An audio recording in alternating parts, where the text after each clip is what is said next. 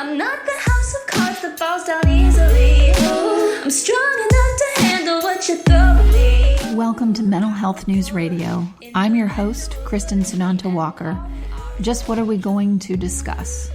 The intimacy that is mental health. Let's continue to make it as comfortable as discussing brain health or heart health. This show has been on the air for several years and we have amazing co-hosts.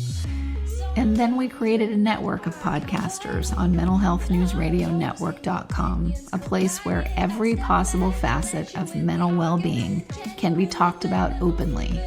My show, after several hundred interviews, the format is this: intimate, deep, funny, touching, sometimes uncomfortable, but always vulnerable conversations with interesting people. The goal is to have you, our listening family, many of you who have become my good friends, feel as though you are listening in on private conversations. Thank you for tuning in and becoming part of this amazing journey with me, and now with our network of podcasters. Just knowing this podcast might be helping any of you realize you are not alone on this journey called being a human being makes doing this podcast worth every second. After all we promised, we'd be cordial. Hey everyone, guess what? We are doing a roundtable with Dr. Paul Meier. I know it's been a while. Hello, Paul. Hello, Kristin. Nice to be with you. Yes, I know our listeners miss you. I've missed you. I know it's funny because this show is a reflection of what we both needed. We're doing a show, listeners, about rest. Yeah. And boy, after last year, did I need some rest. And I asked you if we could do this. We took a month off. Yeah. I took about 6 weeks. I mean, actually, technically, I didn't take that completely off. I still did work, but I did limited schedule compared to, I probably worked, 30 hours a week instead of 80. Yeah. I'm glad. But, people don't really, I learned for myself, I didn't really know what rest meant for me. And so I wanted to explore that today with you, how important it is, what kinds of rest, what type of rest there is. And also, you can learn that it's not okay to rest from your family. If, I had to really examine, well, why is it I don't know what this is? Why is it so difficult? Well, I've got generations of women in my family that, are afraid of rest. So we're going to, get into that as well. But Paul, you've got some factoids. And also on sleep, the importance of sleep. Yes. Too. Physical rest, emotional rest, spiritual rest. Because we undergo way too much stress. I wanted to share a little bit of history. I don't want to bore our listening family here with a lot of history, but still at the same time, there's a couple things that I think are real interesting. The main doctor of stress that taught us, that did a lot of the research and was nominated for the Nobel Prize like 17 times, even though he never won it, is Hans Selye.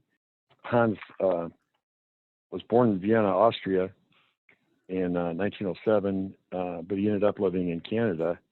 And he taught, he was a doctor of medicine, first at Prague, but then later at Johns Hopkins University in the United States, and later at McGill University, a really good university in Canada. My daughter did her postdoc in psychology there at McGill, and then also at the University of Montreal.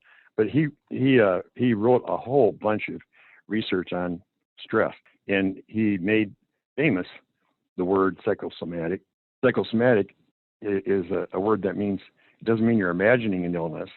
I mean, occasionally, that people do imagine an illness and things like that, but it means more that under stress, you get a lot more illnesses and you lower your resistance to illness. And when you're under stress, your hypothalamus is putting out stress hormones, and I won't get real detailed, adrenal-cortical-trophic stimulating factor, stuff like that. But, right. And that goes to the pituitary, and the pituitary puts out stress hormones that go to the adrenal glands laying on your kidneys, and then they put out stress hormones that help you cope for a while. But after a while, they run your body down, and if you stay under too much stress and you have fewer antibodies, and you can come down with any kind of illness, any kind at all. And Flu, it's almost like cold. having AIDS. It's almost like having AIDS without having AIDS. Right, because And your immune system yeah, is not functioning at yeah, top and speed, so you're susceptible to all kinds of things. right.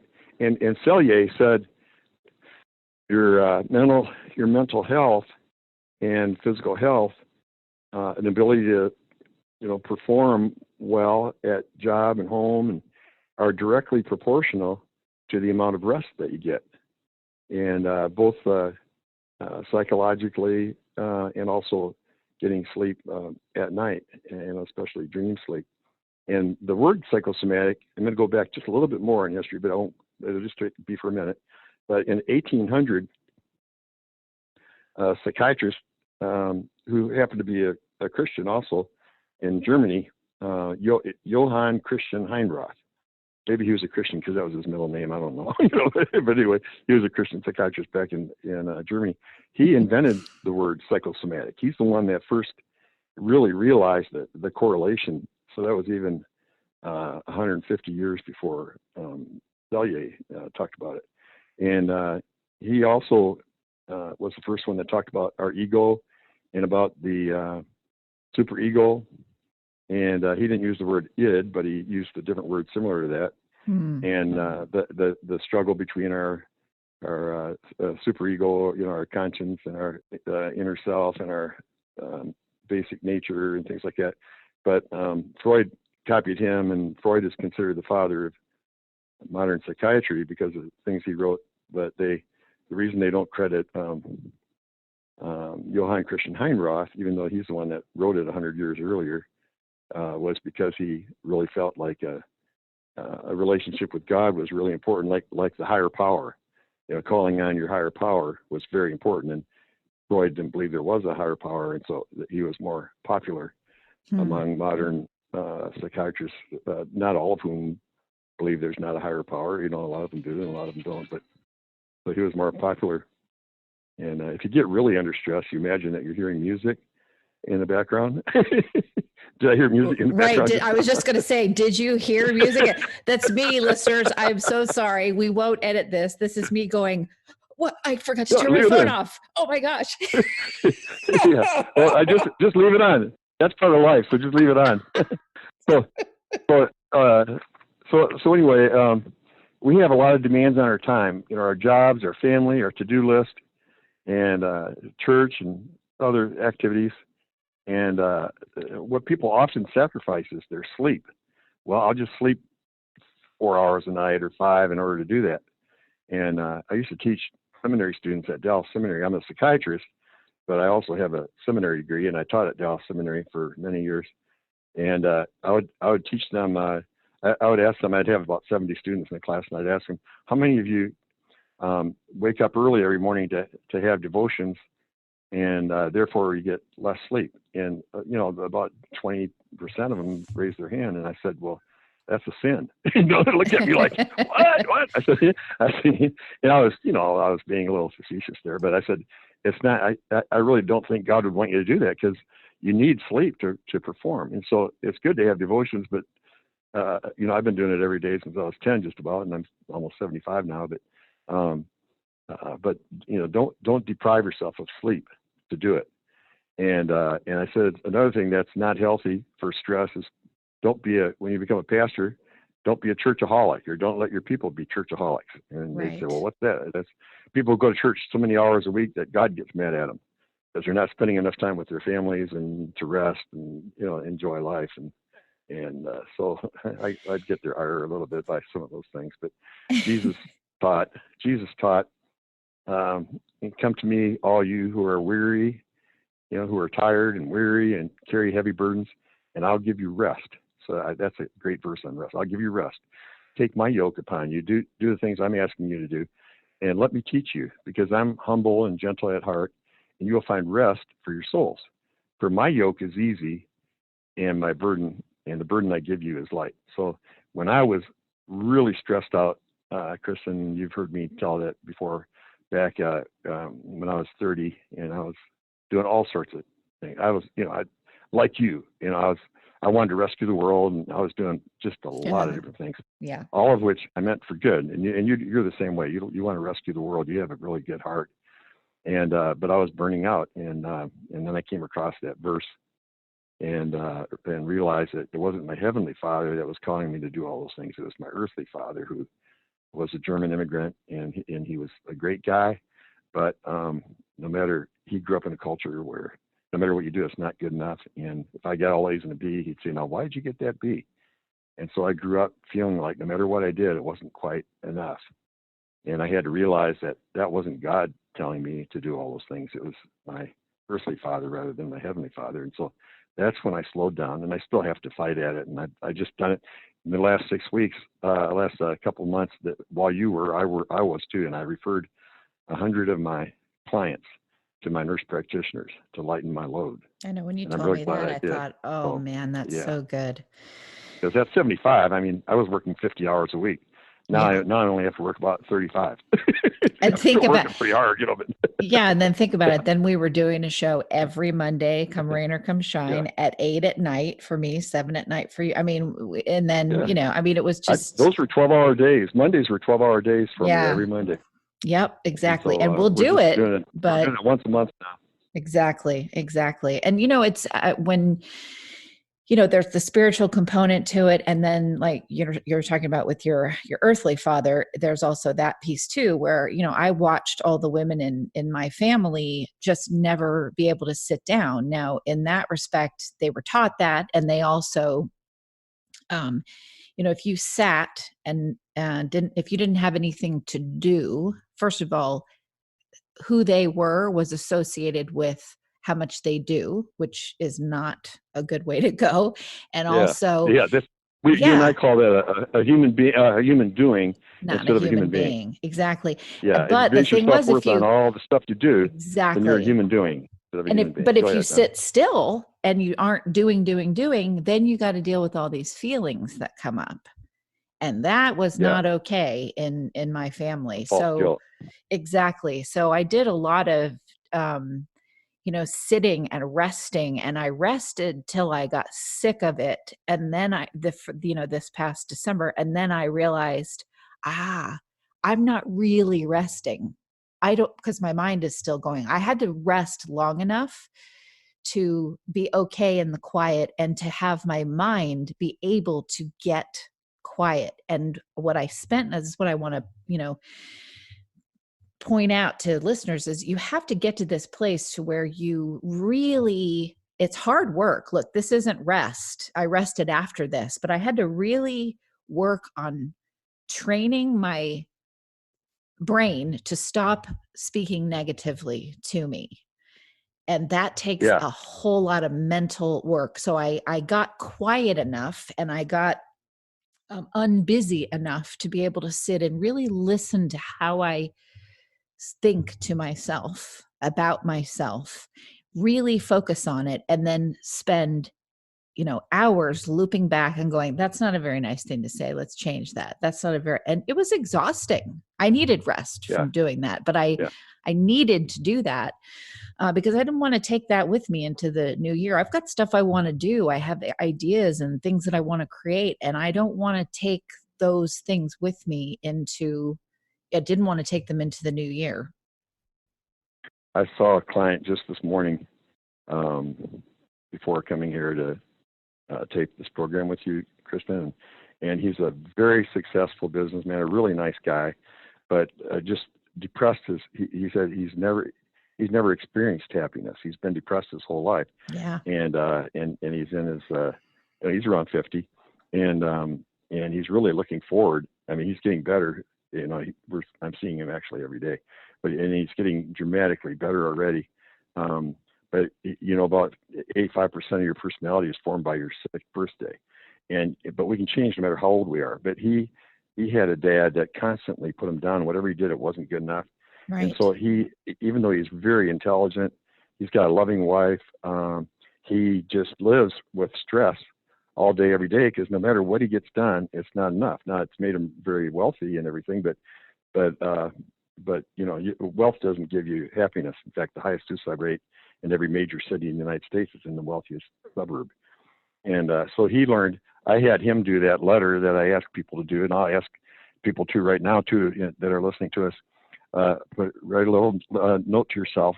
Here's a one-line letter to write to yourself in the back page of your Bible or in your journal. Dear, and then put your name down. You're writing this to yourself. Dear me, I promise from this day forward to be your best friend and to make an effort not to say anything negative to you that I would not tell my best friend under the same circumstances. So now he's practicing that, he said, and yesterday he started to put himself down and he stopped and asked himself, okay, and he loves his wife. She's real sweet. He said, what would I tell my wife if she did that, forgot to do this or forgot to do that? I forgot what the incident was. And he said, well, I'd say, well, welcome to the human race, we're all human. Right. What he said to him, he called himself a stupid idiot. So you and I, this past couple of weeks have been looking at a book in order to prepare for today by Dr. Richard Swenson, Mm-hmm. an MD, who was a professor at the University of Wisconsin Medical School. And he wrote a book called Margins that I highly recommend. And I heard him lecturing, and it really impacted my life. I just heard him for about an hour and a half, and it impacted my life. Because one thing that I remember that he said is that when you have your daily list of things to do, it needs to be short enough so that you have it all done and you have at least 1 or 2 hours left over at the end of each day to do nothing, where you can just rest, sit down with your wife or your friend and play cards or watch, a funny movie, Right. or do something that's just mental rest and that's just relaxing. And lots of times when I tell people that, they laugh at me like, oh, that's impossible, but it is possible and it's necessary. And you do that while you're also getting enough sleep. And babies need about 16 hours a day. Teenagers need about 9 hours a day. Most adults need 7 or 8. And older people, the older you get, after 65, you need 6 or 7. So by my age, I only need about 1, but no, I need about 6 or 7. And as far as sleep is concerned, if you're still working or going to school or things, it is important to set your alarm so you don't lose your job and so you show up on time. But what you need to do is go to bed and fall asleep early enough every night so you wake up naturally before the alarm goes off.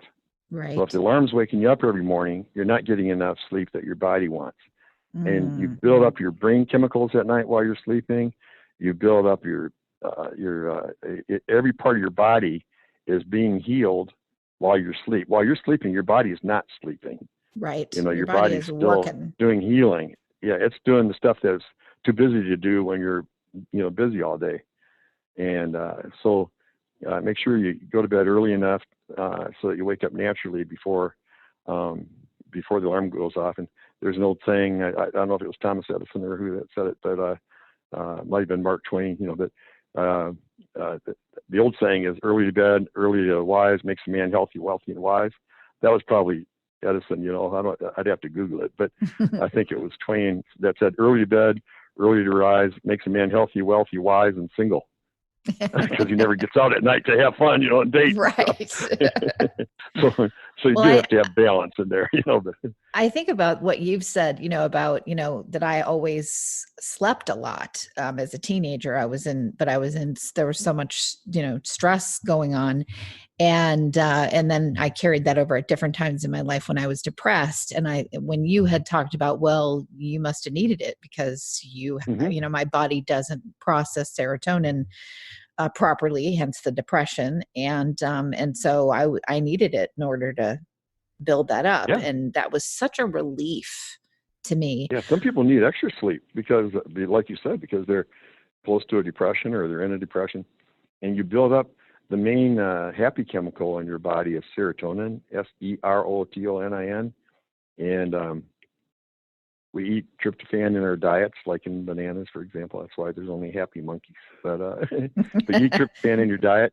And vitamin B6 carries it in the brain. The brain turns it into serotonin, serotonin, and serotonin is what gives you love, joy, peace, patience, and good sleep. It helps you to sleep good, and but it builds up at night when you're sleeping. It builds up during the day too, but mostly at night while you're sleeping, and especially when you're dreaming. Right. And we dream about 20 minutes out of every 90 that we're asleep. So you dream either 4 or 5 times every night, but you don't remember, somebody listening to us right now in our listening family, you might be saying, well, I haven't had a dream in 6 months. Well, if you sleep good and sleep through the night, you don't know that you've had any dreams. You only remember a dream if you wake up during the dream.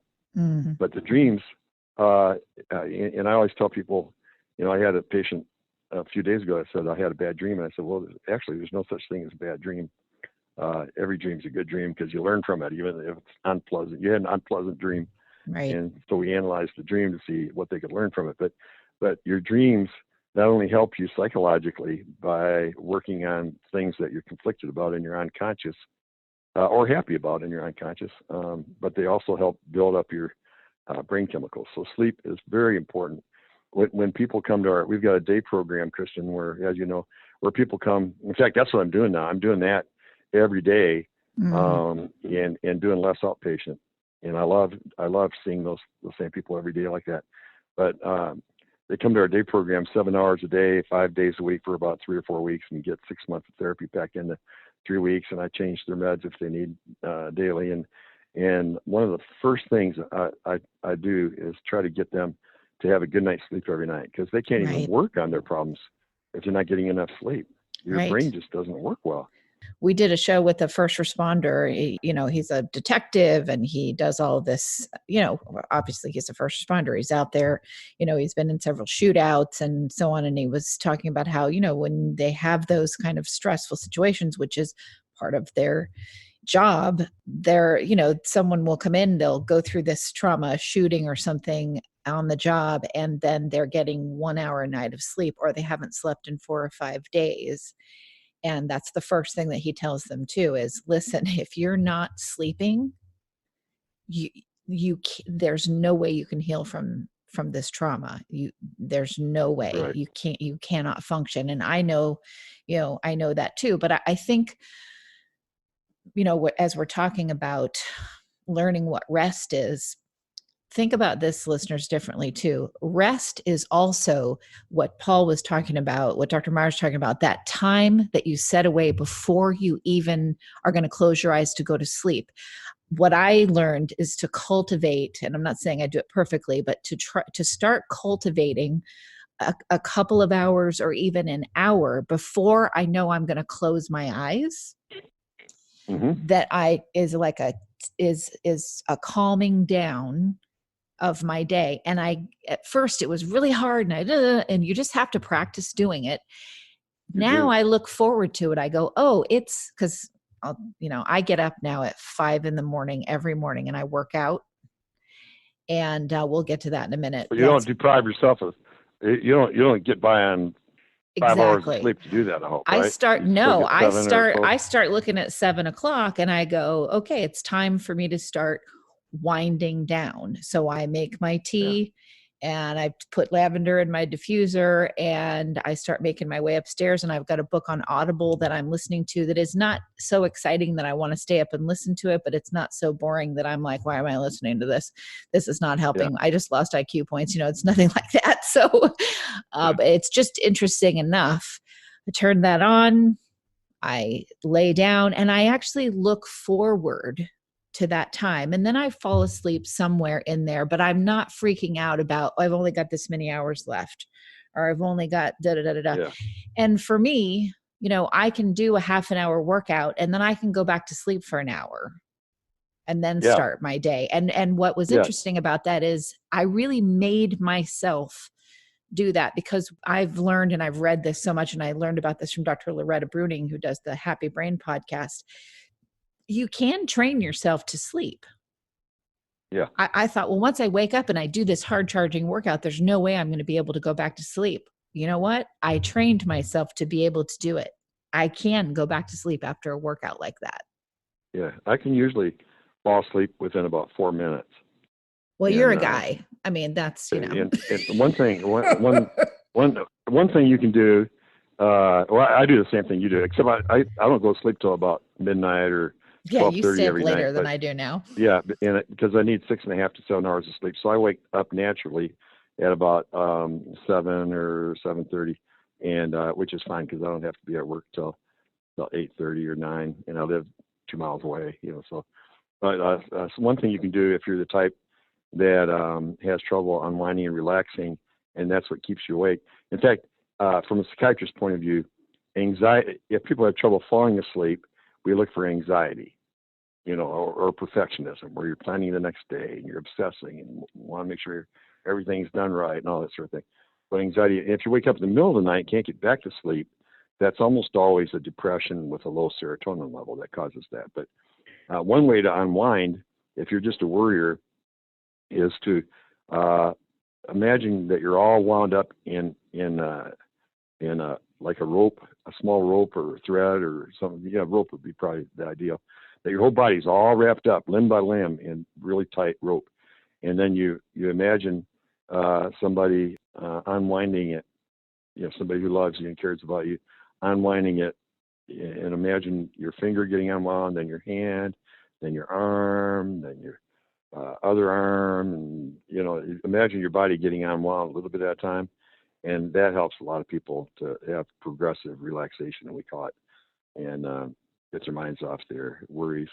I mean, I'll try anything. Need medication. Some people have chronic anxiety and worry and perfectionism just from their genetics, which we've talked about. If you want to look back at our gene shows, that we've done, some people need a medicine the rest of their lives in order to not obsess about everything. No amount of counseling. If you are born, for example, with OCD, then no amount of counseling is going to make that stop. It'll only stop with medication. Then they have rest and can sleep. But my wife and I do what you do, Kristin. We'll go out to eat or play card games with each other, or watch. Usually we're sitting at night watching TV shows and sharing with each other, and each playing our own video game at the same time because we're ADD. And what video games do you guys play? Wait a minute. I gotta know. I know you guys she like likes watching horror movies, but what video games? Yeah, she likes to watch. She likes to play freestyle or word games where you're learning words and matching them up. Or she should be an interior designer. She'd be fantastic, and she likes to look at design, different house ideas and things like that too. And I play golf, computer golf. Because I'm not any good at real golf, so I can be pretty good at computer golf. But then, and like you said, we watched decent horror movies. Not where they're cutting people up and all that stuff, but right, not where they're eating innards. Scary movies. No, we like scary movies and thrillers and stuff. But at about and we both stay up till midnight every night. So at about 11, we quit watching that stuff, and we climb in bed, and we've got a TV in our bedroom, and we turn on funny old TV shows like Frasier, the psychiatrist who did exactly what I did for 20 years. In fact, they might have copied that off of me. I was doing it 5 years before they invented that show, and I was on in Los Angeles every day. I was on at 400 stations, 2 million people a day doing that, where I was a psychiatrist taking questions from people. But we watched Frasier or Golden Girls or something that puts you in a good mood and makes you laugh, right? Comedies, yeah. So we lay there and watch a comedy and we laugh, and then usually my wife will fall asleep during the show, and when she does that, I'll wake her up long enough to go ahead and let's turn it off and go to bed, and then because I let her have the controls. And I don't want to be a controlling husband. Yeah, I don't want to be controlling. That's another thing. Then we go to sleep. Yeah, that's another thing to think about too, is what it is that you're doing right before you go to bed. I've learned about that. Yeah. I mean, like now I don't know if you know this comedian Jim Gaffigan, Paul, if you've ever heard him. You'd like him. He's a clean comic, and he doesn't like that term, but he just chooses not to curse and things like that, and in his shows, and he's hilarious. And I prefer those. Yeah. And he's just funny and talks about his 5 kids and, and his wife, and he's just funny, and it's light comedy, but it's about regular everyday life. And I like, I will listen to one of his shows as I'm falling asleep because, it makes me laugh. It puts me in a better mood. And since I'm so focused on, well, listen, sleep is so important. I mean, we treat it as an afterthought, right? So we don't give it the honor that it deserves, which is really honoring yourself. So now that I do that, I think, okay, if I listen to a comedy comedy thing, that could have a really significant impact on the kind of dreams I'm going to have, which is going to impact how I wake up the next day. So, put thought and planning into how you prepare for sleep, and then what you're going to, what you might want to, how you might want to feel while you're sleeping, that kind of stuff, because it is so important. Yeah, like we love to watch the news, but we can get so riled up watching what's happening in the world. Yeah, that we just don't watch it right before we go to bed, unless we're staying up to see election results or something. But the Bible even says laughter does good for you, like a medicine does. Well, medicines are good for you, but laughter's like a medicine, and so that's just our personal preferences. We like to, like you do too. We like to fall asleep laughing. Right. And right. We wake up laughing, Exactly. And I know that the person. Then we look at ourselves in the mirror and laugh some more. And my wife does it. She looks great, but I'm. Well, I always think about too. Who do I want to speak to? I don't look like John Wayne anymore. Yeah. Well, when I was 40, I looked like John Wayne, 6'4" and all that. Now I look like two John Waynes. Well, yeah, I've got the double chin. I don't even know. It's probably triple at this point, but whatever. I don't have a mirror near my bed, and I don't care. Yeah. But, it's, you too think about, like my phone goes in the charger downstairs. It's not even near my bed because I don't want to be, it is actually such a relief. Because I'm upstairs in a loft. And so it is an ordeal, not a horrible ordeal, but it's somewhat of an ordeal to make my way down these half stairs, half ladder thing in order to go get my phone. So it's kind of a relief to just be there and not have my phone and know that I can't check it. I don't have my iPad there. Nothing. I literally have my Amazon Alexa in order to listen to music or play Audible, but I don't have any device that if I wake up at 2, go look at it, which is really horrible for you in terms of, your sleep. I've got to do that. Being a doctor, I've got to have my phone on. Yeah. Because I could get an emergency call. I have to be available 24 hours a day, 365 days a week for emergencies. Right. So I bet I only get woken up maybe one night every 6 weeks or something like that. Okay, good. My clients are pretty good, pretty responsible about that, to call during the day unless it's, unless they're major emergency or something. And then they usually call their counselor. But yeah, so I have to have a phone there, but it's seldom. I don't get very many calls, and that's fortunate. Yeah, and then you're not up there playing. If I do use a sleeping pill, if I'm having trouble sleeping, I'll use Lunesta. That's the one that doctors use. It's not addicting, and it helps you sleep, but it doesn't knock you out. You could take it, and if you wanted to stay up and watch a movie, you could, and then go sleep. And if you get a call in the middle of the night to deliver a baby or emergency surgery or anything, you could get up and do it, and it just makes it easier to get back to sleep, and you wake up refreshed. So it's a really good. Lunesta is Zolzapiclone or something like that, some weird generic name, but it costs $17 a month if you use a GoodRx card. But it's not addicting or anything. That's something that if you need it some nights, it's not a big deal. And I think it's interesting too to sort of do a sleep study on yourself. Like I can look back at different times in my life. I never. Well, first of all, alcohol sleep is not getting good sleep at all. So even though you may feel like you're going to pass out and go to sleep, you're not actually getting good sleep. And we'll come back to that. There's a reason for that. Alcohol depletes serotonin.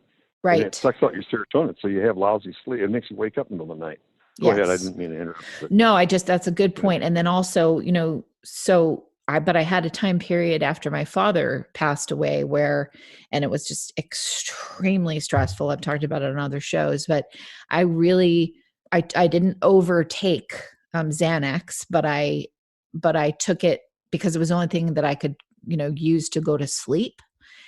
And let me tell you, and I needed it. And I think those kind of things are wonderful, but let me tell you how difficult it was to come off of that. I had a period of not being able to sleep. So I don't say to people, and I'm not a doctor, so I can't say I recommend it or not, but I'm not against those kind of things, but I always like to warn people, look, that kind of stuff, is good for what it's good for. It's not something that, you want to take over the long term, and it's very hard to come off of, even for someone who was not taking more than what was prescribed. It was very difficult for me to come off of it. This is a we try to use a year other ago things. now. We try to use other things first, Kristin, to help people sleep. Yeah, don't trazodone recommend it for is not sleep. addicting, and it Yeah. helps her. And like I said, Lunesta is not addicting and things. But if they, some people need to have a benzo, like clonazepam or Xanax or one of those at night to unwind. Calm the anxiety. And it may not make them sleepy, but it helps them, or they may need to take it with the sleeping medicine in order to sleep for a while when they're going through a crisis. Right. And but if it takes a milligram a night for a while, then when they're doing better, if they just quit all at once, they might be shaky for a couple of days, and it'd be better. What we do is have them take half a milligram a night for a week, and then quit. Then they don't have any problem. Yeah, the responsible way, not like how I do it, where I just stop cold turkey, and then I'm like, I can't sleep for 3 weeks. And if somebody's taking 3 or 4 milligrams a day and they quit cold turkey, they could have a seizure or something. Right. So I try to avoid benzos as much as possible, but sometimes they're necessary, and sometimes it helps for somebody to just have a low dose, like a half a milligram of clonazepam or something like that in their pocket, that they just use maybe once a month if they're under a lot of stress. Right, just having it there. So, yeah, exactly. So explain, because I know you know these things better than I do, but I know, the 7th day of the week, Sunday, is supposed to be a day of rest. So what does that mean in terms of the Bible? Well, I'm not sure why the Bible why the Bible was set up that way, but it turns out to be a really good thing to do, whether a person's religious or not, is to have one day a week where they have a day of rest. And in the Bible days, it was on a Saturday. The Sabbath was always a Saturday throughout the Old Testament, and still is for Jewish people.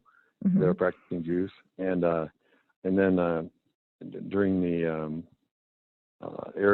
era of Jesus and his disciples, they got together on the first day of the week to have fellowship and bring their money to help support the people that were doing mission work and things.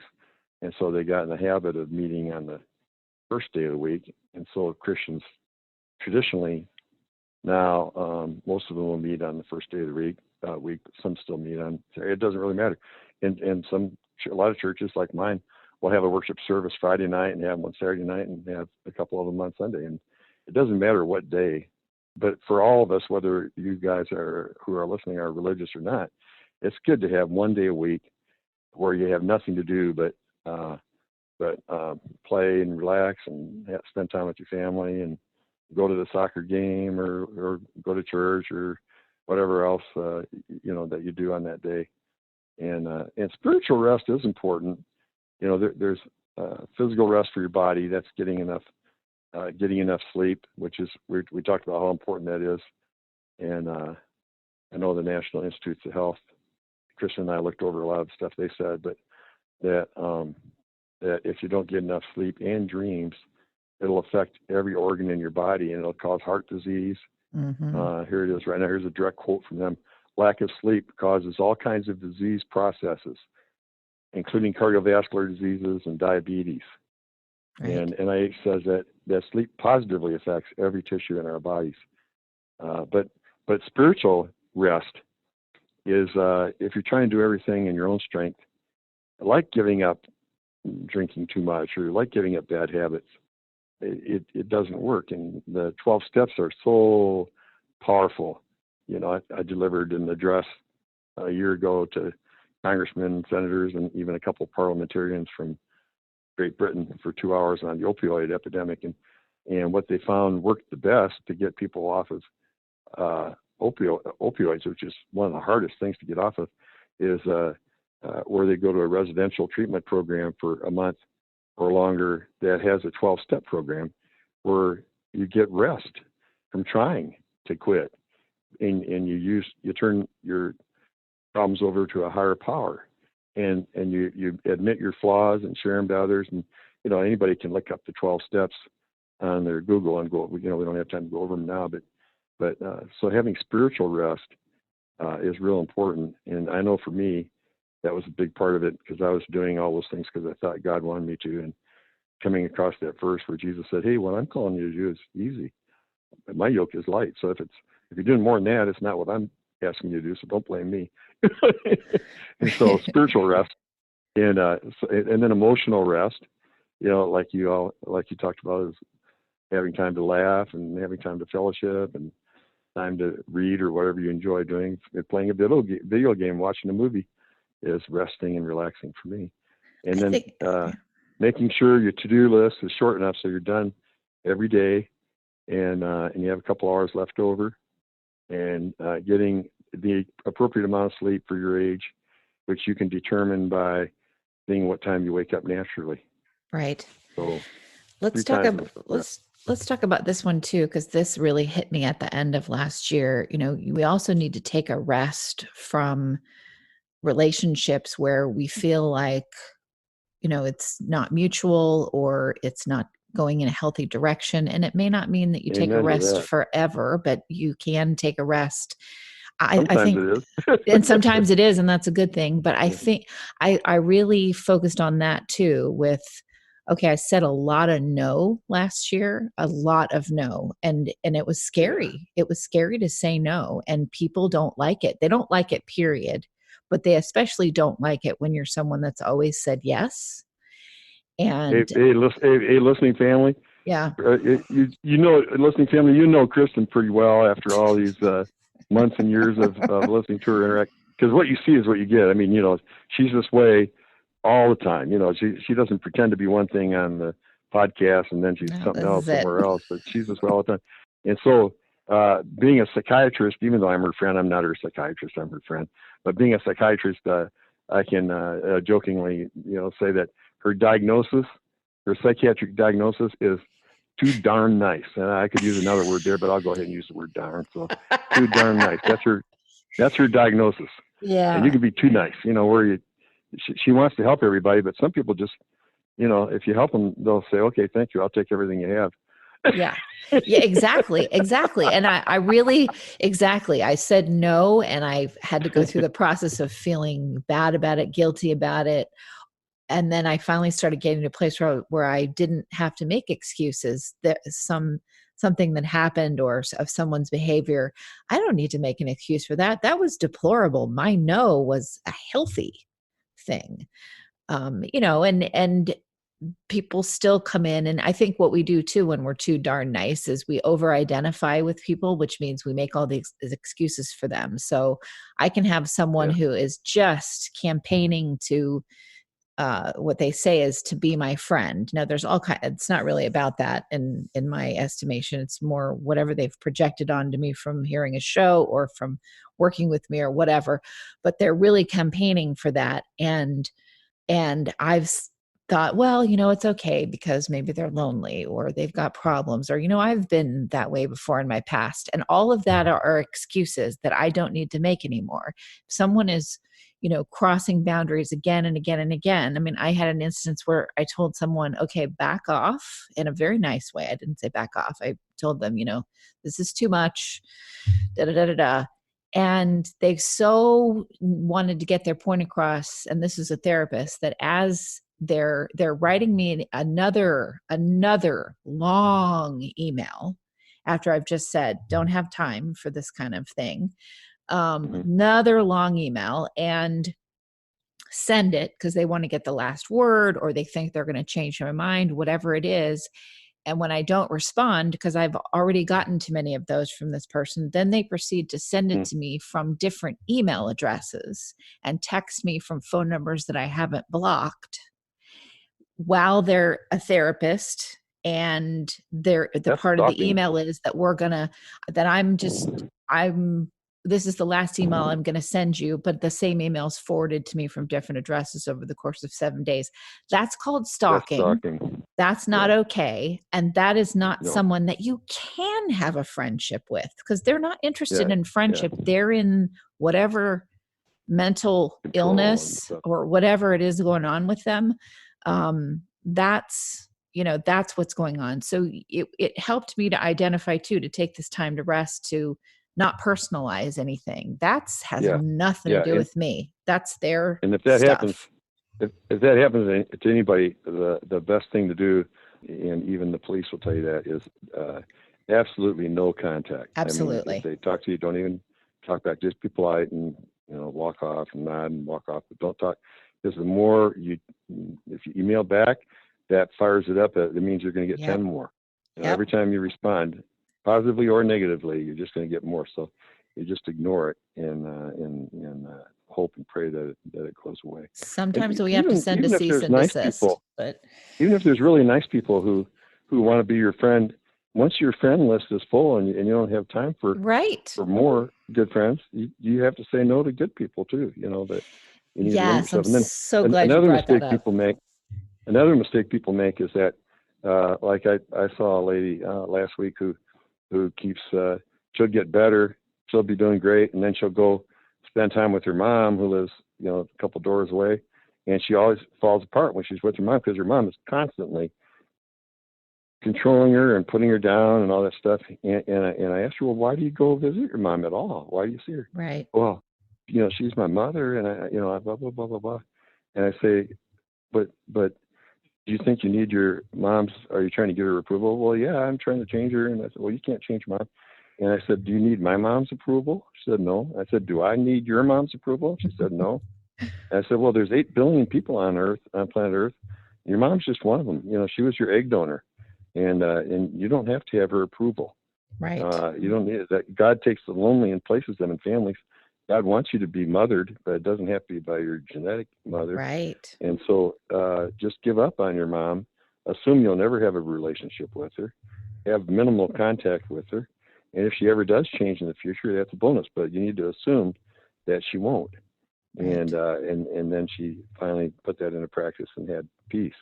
That's what I've done. You can have stress. You can have a lot of stress just from believing things that are lies. A lot of the stress we have are because we believe things that are lies. Yes, exactly. Like you need somebody. You need your significant other or your parent, and you don't. You do need to love and be loved by one or more people, and by yourself, and preferably by God too. And but you don't need a specific person. Right. Don't fool yourself into thinking that your self-worth depends on what. Don't put it in somebody else's pocket. Put your self-worth in your own pocket. It's nice too. I'm so glad you said that about, if your life is full of friendships, you don't have to make a new friend with somebody else. And that's where you have to get the 2 things that you're saying. One, don't put that need in someone else's basket. You got to learn how to fill that yourself, which I have really learned, and it's something I constantly work on. But the other side is, if I have that close circle of friends, and then I have that wider circle, and then a wider circle. I have a lot. I do not need to add more. Does that mean that I would turn away a wonderful friendship or whatever? I mean, it would take time. And that's the other thing. Friendships take time to cultivate. If someone is jumping down your throat and, want this and that from you, that is someone that has not figured out how to fill their own cup. And so that isn't even about you either. That's about them filling a void and using you to do it. And that's not going to work either. Yeah, another quote that you and I make a lot on these programs is never give trust. If you meet somebody new that seems like a really neat person, still don't give them trust. Trust has to be earned over a long period of time. You can give somebody love, even if you don't know them hardly yet. You can give somebody love. That just means you care about them and you want what's best for them, even if it's not you. And but you can't give trust, because you're going to get burned if you give trust. And trust has to be earned over a long period of time. Exactly.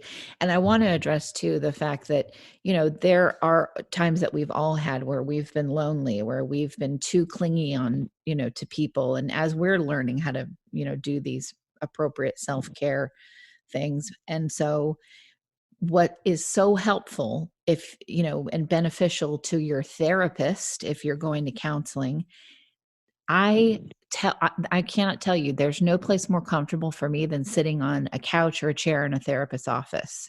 I love it. I will It is. say People have this a hard is time imagining that. exactly. And I It, would say it to is. people that are behaving in that obsessive way to other people because of their loneliness or whatever it is they're running from, tell your counselor what you're doing. Say, I am calling this person all the time. I am emailing people too much. I am da, da, da. Admit it. Admit what you're doing. That's the first step towards that awareness, because then it can be worked on. Doesn't mean you have to stay that way Yeah. forever, but you can't deal with the behaviors if you don't admit it to your counselor. And a good therapist won't tell you what to do about it. A good therapist will point out to you what you're doing and say, okay, now why are you doing this? Where does this come from? Does this remind you of your relationship with your parents? And Right. what are you going to do about it? The good therapist will help you see reality and be a mirror to you, and then say, now, what are you going to do different? What do you choose to do different in order to enjoy life more? Exactly. And that's when you make changes, when you really think it out and you decide for yourself. And I had an experience. I don't know if I told you about this or not, but I've had a prayer partner. I had a prayer partner for about 25 years. Hey, your friend in France. That died of a heart attack, and then when he died, I thought, well, I need another prayer partner. I always have a prayer partner my whole life, where you have some guy that I can tell anything to. Right. And I picked a guy from Paris, France, who I've done seminars with, who's a psychologist, among other things. And so we email each other. Now we use a different app, app I think it's called or something. But anyway, we email each other, sometimes more than once in a day. But we'll share things. We'll share funny things and serious things and our requests. But also, whenever we sin, we share that with each other too. And he asked me, why do you want somebody in Paris? Why do you want a Parisian French guy to be your prayer partner? I said, well, you live 5,000 miles away, so I don't mind telling you some Right. things that I wouldn't want to say in my area. And I said, my other prayer partner hardly ever did anything wrong, so it was always me confessing to him. I said, you're French, so I know you sin at least as much as I do. And he laughed. He said, I'm Right. qualified. I accept. I said, plus you're a psychologist, and I'm a psychiatrist. We can analyze why we're tempted in certain areas. But anyway, he came to visit my wife and I here about 6 weeks ago. And did I tell you that? And he stayed No. close by. Yeah. And it was wonderful. We spent about 3 or 4 hours one day in his hotel room, just going back from birth to that moment, sharing, because we had already confessed things that happened day by day, but sharing every single sin we could remember. And by the word sin, I mean anything that hurts somebody. Right. All sins hurt somebody. So every sin we have ever committed from birth to present, or even thought about committing, and believe it or not, that felt wonderful. It was I'm a little, sure it was such a I'd be relief. scared to do that with somebody that didn't know me real well, or didn't have an equal number of sins to share back with me, But there was no condemnation, because we both are sinners that are trying to be good people. And so we both shared everything we'd ever thought about doing wrong or did wrong. And it was so cleansing. It was just awesome. It was an awesome experience. And it still feels good, to have done that, know that there's somebody out there that knows everything I've ever done wrong or thought about doing wrong, even my thoughts that are selfish sometimes, and accepts me totally the way I am. And I know all of his and accepts him totally the way he is. And that encourages us to want to be better people. Absolutely. And the Bible says, confess your faults one to another and you'll be healed. And that's what it is. And in therapy, that's what you're doing. You're admitting your flaws and failures and things to somebody, and it heals. It feels good because it's healing. Right. And that's one of the 12 steps. But it's healing. As one of the 12 steps too, is to find someone that you can, and I remember I've done that, a different 12 step. I did a codependency 12 step. I hadn't done one for AA or anything, but I had done a CODA one, and another one that I had done that was also codependency. And, it is, I remember sharing all these things that I was so ashamed of with the two people that I had picked.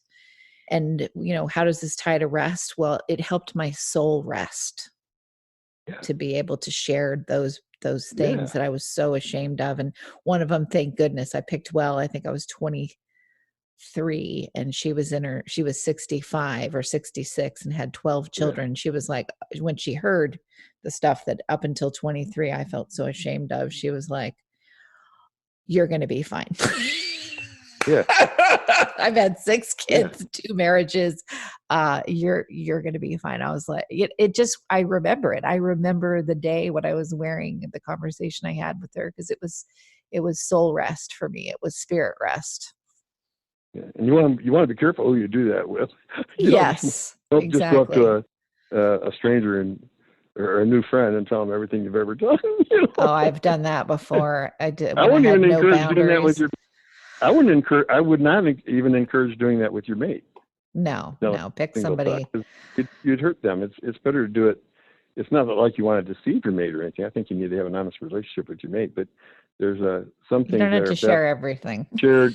Yeah, that's best shared with a good friend of the same sex. Yeah. I have Christine Louis de Cannonville, Andrea Schneider, and Michelle Mallon for those things, which our listeners have heard many times. But the stuff that we have shared with each other has been just amazing. It's amazing for all of us, and I have other friends like that too. It's amazing to be that comfortable and know that they aren't judging you, and that's Yeah. rest for your soul also. So, Paul, what last words would you say to people? When my wife and I are watching a movie with Matthew McConaughey in it, Mhm. and she's staring at him. I don't want her to tell me what she's thinking. Right. Because then you I'd won't rather rest not know. That's hilarious. Well, on that note, what final advice would you give in terms of, really giving around rest and how important it is? It's your enjoyment of life, your physical health, the length of your life, the productivity of your life. You can strongly influence by getting enough rest, and that includes physical rest, getting enough sleep. It includes treating diseases that like sleep apnea, that may be interfering with your rest. I've got sleep apnea where if you hold your breath 30 seconds or longer several times a night, you wake up gasping. That's going to make you depressed and sluggish and ruin your heart disease and brain holes in your brain, and you need to get that taken care of. So physical diseases, but so you need to take care of your body. You need to take care of your emotions and be able to cry and laugh and deal with issues like Kristin talked about with codependency and things. And you need to rest spiritually. And you do. For me, I feel like I have to have a higher power, and I turn my life over to my higher power, and I do whatever I believe God. I try to do what I believe He wants me to do with my life, and I am doing that. I can't imagine doing anything different than what I'm doing. I love my job and my friends, and I love Kristin. Love doing these podcasts with Kristin. And really enjoy it, and I just love what I'm doing. I love my life right now. If I was any happier, I'd feel guilty. Exactly. Yes, and that's how I feel too. I feel very happy, and you and I are so much alike. We both had to we didn't want to stop doing the show, but we were so tired and overdoing it. And so we both just took a pause. And I know I got a lot of emails from you listeners saying, when are you going to do a Paul show again? Come on. But even with, okay, maybe I'll get a dip in ratings, or maybe I'll get I'll lose listeners for a bit. Even that was not as important as Paul taking a break and me taking a break. And now we do them once a month, and it's like I look forward to it because it doesn't become a burden. Yeah, and the reason we're doing it now rather than sooner is we've got about 60 shows in the can. We've got about 60 one-hour programs, and you can go anytime and look at all those topics. Oh, more than that, Paul. We have like 150. Oh, good. We have a lot of shows that are up. And so if you want to listen to us talking about any topic, you can find it and pull it out. And then doing one more a month is just adding more topics that we think of that we may not have covered adequately. Exactly. And so we're just going to keep adding to it. But at this point, we don't need a new one every Every week. week. Exactly. We've got a lot of content out there. Well, Paul, it was wonderful. I'm excited to do the next one with you. Me too.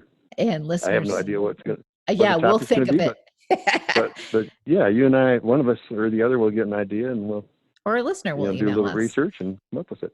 Exactly. So to our listening family, thank you so much for sticking with us and tuning in again to Mental Health News Radio Roundtable with Dr. Paul Meier. Sometimes I'm passive aggressive, but never without good intentions. I heat up and act on my emotions. Thanks so much for listening to Mental Health News Radio. Our podcast can be found on iTunes, Stitcher, and hundreds of other podcast apps, or you can visit our website at mentalhealthnewsradio.com.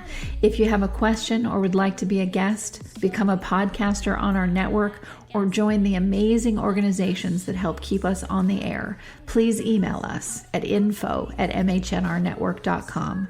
Get ready for that special goodbye from our resident therapy dog, Miles, and a special thanks to Emily Sohn for letting us use her incredible song, Cordial, for our podcast music. Listen to the full song on SoundCloud at emily.sonne. Don't be surprised when I don't hate on you. After all, we promised we'd be cordial. Sometimes in you I can fight it. Good boy.